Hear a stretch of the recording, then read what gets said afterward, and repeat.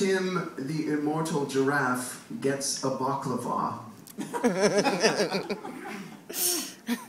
I'm in a vast, pink, marble-floored storeroom that's been built onto the west wing of an older palace in Cadiz over here in 1476.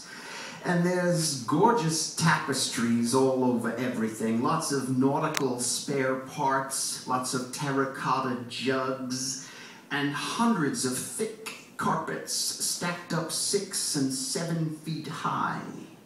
Then I see this girl, a barefoot human girl, about 25, with her breasts naked, running around in a pair of translucent harem pants, giggling.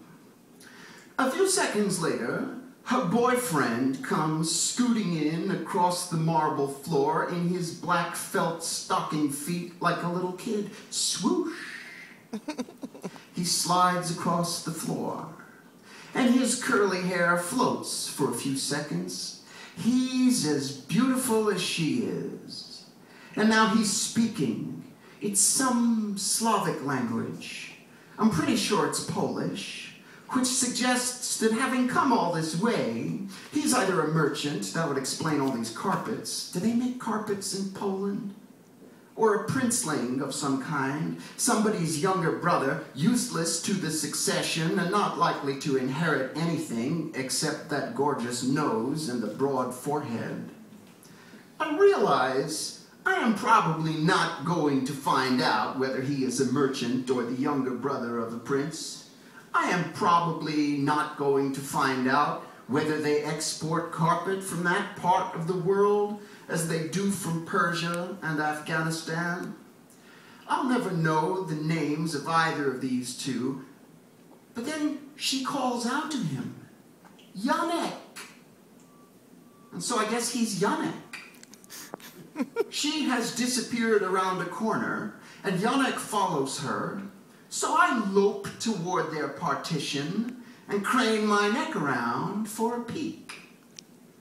I lean my head around the corner and peer down at them. She's squatting by a small crate, ogling whatever is in there, which I now realize is a nest of kittens, chirping and peeping and squealing while their enormous mother sleeps off her exhaustion. They push and pull her belly with their tiny paws like little bakers kneading dough to get the nipples to stick out more. Then they latch on and, one by one, they stop squeaking to nurse. The human brunette with the tits is locked into a dream at the sight of these kittens, and she can't look away. Maybe she is not so eager to have sex with Janek now that she's been reminded of that pesky linkage of sex to reproduction. What with all the biology involved, those fluids, and somewhere a placenta decomposing in the dirt.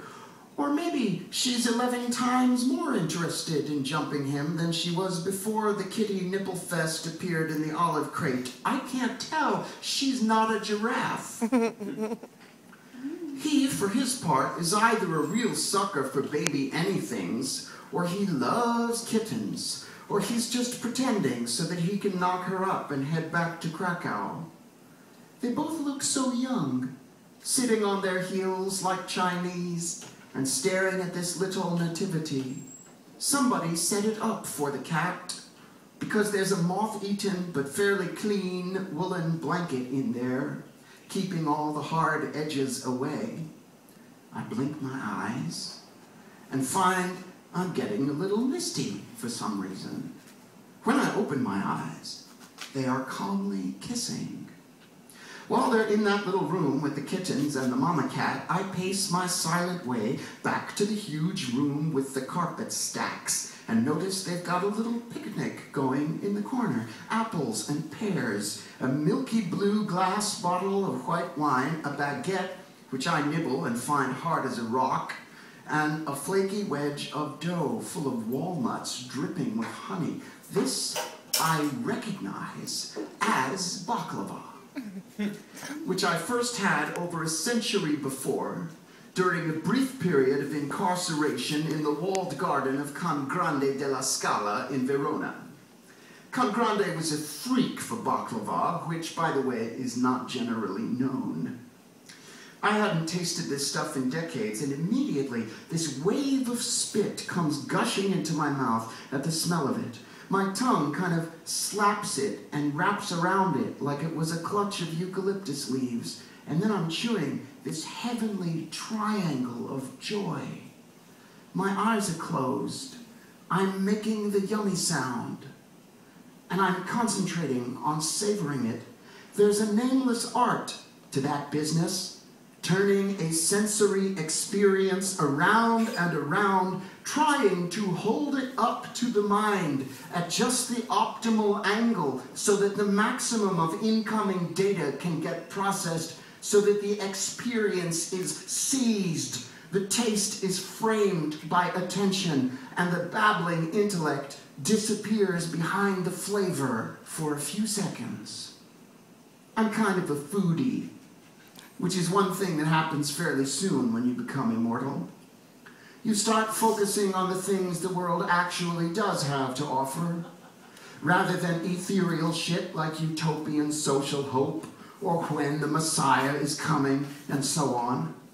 Baklava becomes more important to you than the Messiah, because unlike the Messiah, baklava is eventually going to appear before you and silently invite you to eat it. Thank you.